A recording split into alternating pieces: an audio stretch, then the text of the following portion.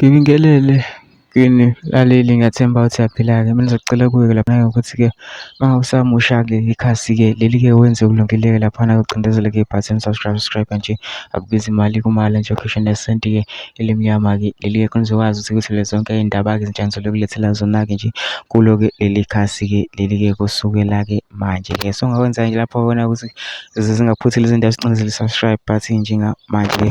Udaba kulethele lona namhlanje ngilethele-ke ividiyo-ke yomlisa kubize obuze inkinyankinya-ke umbuzo-ke laphana-ke kubantu-ke be-MK-ke wadlulisa-ke nesixwayiso-ke laphana-ke ngesenzo-ke esenziwa-ke abantu-ke be-MK-ke laphana-ke. Kodwa-ke angifuni ukuthi wezwa ngami-ke mina phela nje into ezenza nje udlala-ke ividiyo yakhe-ke lo Mlisa uzizwele wena. Ngizocela laphana ukuthi-ke masuzwile-ke le video lena ungene ema-comment section-ke ufushe umbono wakho ukuthi-ke wena ucabangani-ke ngalo-ke lolu daba-ke lolu-ke masucindezela nebhathini nje subscribe nje akubizi imali kumahhala nje ukhishwe nesenti-ke elimnyama-ke leli-ke khona uzokwazi ukuthi uthole nezinye-ke iy'ndaba ezintsha kulethela zona-ke kulo-ke leli khasi-ke leli-ke. Nawo-ke le video-ke awuyithokozele.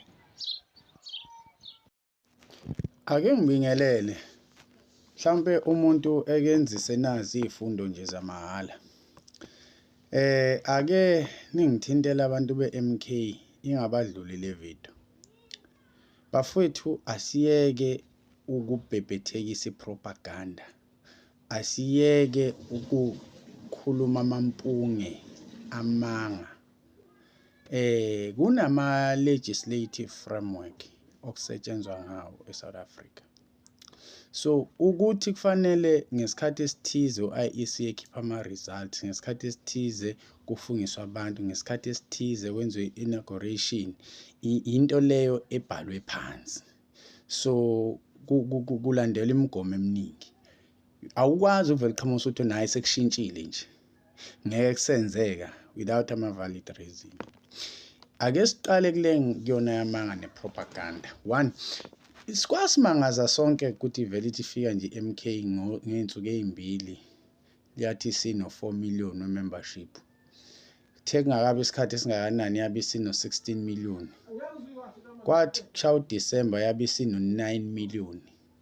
Sithe kushaya uFebruwari kwabe sekuthiwa kuno-1 billion.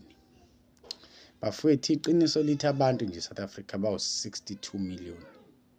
Kulo 62 million kukhona ney'ngane.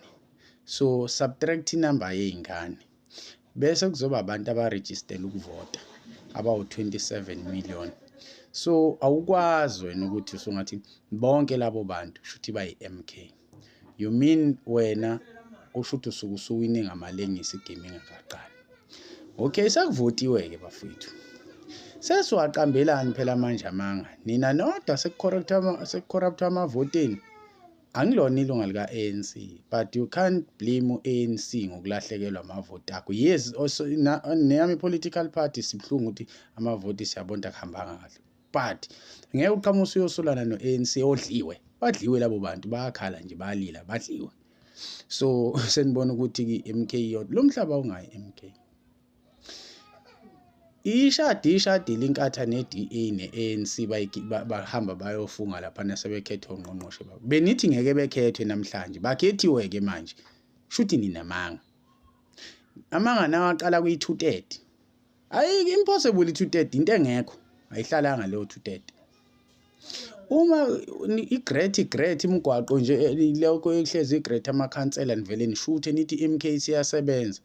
Hayibo bafowethu, intuthuko ngeke isaqhamuka manje sekuyi-MK. Ngibone eMaritzburg ulokhuzana i-Border Gate Management Agency iyasebenza laphaya ngokuhlanganyela no-customs kanjalo no-home affairs. Seniyashutha seku-MK njalo. Bafethu asike nje amanga, sike namanga. Bafethu asihlale phansi manje MK yohlala lapha na kwi-opposition desk bench yo-oppose. Ihlulekile. Ayenza ama-structures. Yeke ukuthi yonke into ubaba, yonke into ubaba. Ubaba kade egulelwa isinqandamathe sakhe saze sashona. Ubhizi nokuzama ukulapha isinqandamathe. Amanye amaqembu akhanda ilokhuzana, ama-coalition. Bemfuna ngapha engatholakali, ngisho iy'ngane zakhe zimfuna zimtholi, isikhathi siyahamba. So bafowethu, yehlisana umoya, qhubeka nengxabano lezi zenza ngaphakathi liwe iqembu asinankinga, but aniyeke ukuqamba amanga. Yonke into iyamanga. Sibonile nakho namhlanje bafungisiwe abantu nithenge kufunge umuntu. Upresident uyafunga kusasa mhla 19 nakhona lapho wenziwa umcimbi okumgcoba. Nisathi koze kuphela imali MK igijimana nezinkantolo, igijimana ifuna ukufaka umsholozi, ifuna ama-list eshintshwe, siya kwi-international court. Ngani nihleze nithi izinkantolo yichemile, ayisachemi mase nigijima nina. Hayi bo bafethu. Hayi bo kahleni. Ake nizame ne-maths ke bafethu nje nalento ye-maths ni understand into eyihlalo ukuthi ama seat allocation enziwa kanjani, yabo. Kuneformula laphana. Ngeke siyishintshe iformula ishintshelwe iMK kuphela.